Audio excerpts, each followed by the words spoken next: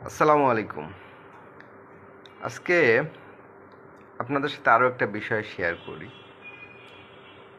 আমরা স্বভাবতই চাই বাচ্চারা ভালো কিছু শিখুক, ভালো কিছু জানুক, মানুষের মতো মানুষ হোক। কিন্তু একটা ব্যাপার বলি, বাচ্চাদের যদি কিছু শেখাতে চান, কথায় বলে তাকে কিছু শেখাবেন না। বিষয়টা একটু কেমন হয়ে গেল? কিছু শেখাতে চাচ্ছি অথচ কিছু শেখাবো না। কারণ একটাই, যখনই আপনি আগ্রহ নিয়ে কিছু শেখাতে যাবেন, সে ওটা শিখবে না। বাচ্চারা হলো বানরের মতো, এরা অনুকরণ প্রিয়। আমারও একটা বান্দর আছে, সারাক্ষণ আমার ঘাড়ে উঠে থাকে। একেও আমি অনেক কিছু বলে শেখাতে পারি না, কিন্তু দেখা যায় কোনো একটা কাজ আমি করছি, ওটা শিখে যাচ্ছে। ও দাদা করছে, দেখছে, শিখছে।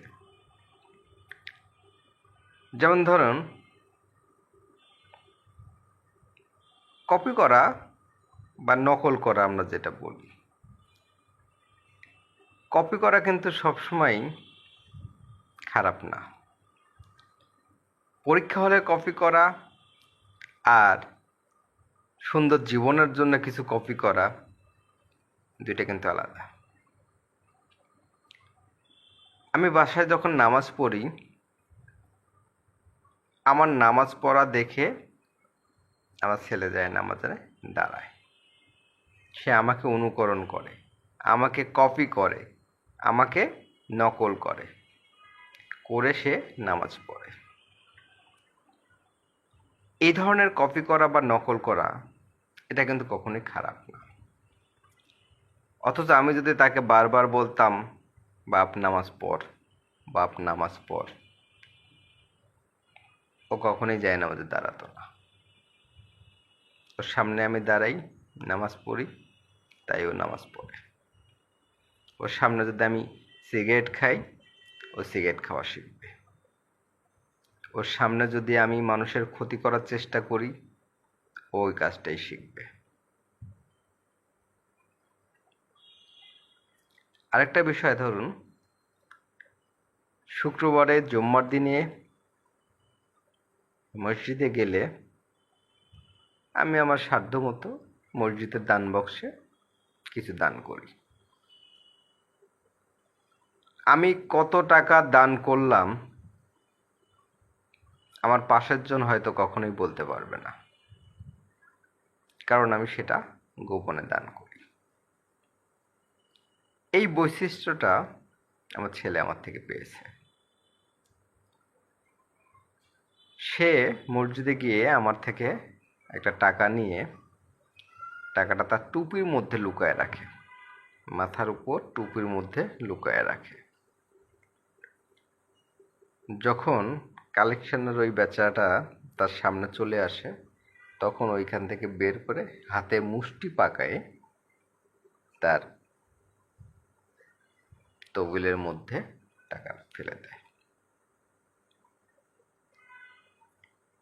কারণ তাকে আমি জানিয়েছি, তাকে আমি শিখিয়েছি, তাকে আমি দেখিয়েছি যে এইভাবে আমি দান করি। আমি লোক দেখানোর জন্য আমি দান করছি না, আমি আমার জন্য দান করছি। সে আমার থেকে এটা শিখছে, শিখে সে এইভাবে দান করছে। তো ওটাই বলছিলাম, বাচ্চাদেরকে কিছু শেখাতে চাইলে সেটা শেখাবেন না। আপনি তার সামনে সে কাজটা করবেন, সে অটোমেটিকলি আপনার থেকে এটা শিখবে। আমি যখন গ্রামে যাই, বছরে 2 ঈদে যাওয়া হয় আর মাঝখানে আর 2-1 বার যাই। তা আমি গ্রামে গেলে প্রকৃতপক্ষে মানুষের সঙ্গে তো আমার ঝগড়া ফ্যাসাদ হয় না। তো সেটা কেন হয় না? কারণ আমি চিন্তাই করি যে আমি আসছি 2 দিনের জন্য গ্রামে, সবার সঙ্গে কথা বলবো, মিলবো, হাসবো, খেলবো, আবার চলে আসবো। ঠিক এইবার যখন আমি আমার ছেলেকে এবং ওয়াইফকে বাড়িতে রেখে আসলাম, আমার ছেলে যখন আরো সবার সঙ্গে খেলছে, খেলাধুলার মধ্যেও এর ওর সঙ্গে কথা কাটাকাটি এটা ওটা হতে পারে, কিন্তু আমার ছেলেকে দেখলাম সে ওইখানে নিজেকে প্রেজেন্ট করছে এইভাবে, মানে ওদের খেলার দলের মধ্যে আগেই দু একটা গ্রুপ হয়ে আছে, এ ওকে পছন্দ করে না, ও ওকে পছন্দ করে না, ও খেললে আমি খেলবো না, এরকম বিষয়। কিন্তু আয়ান কি করলো?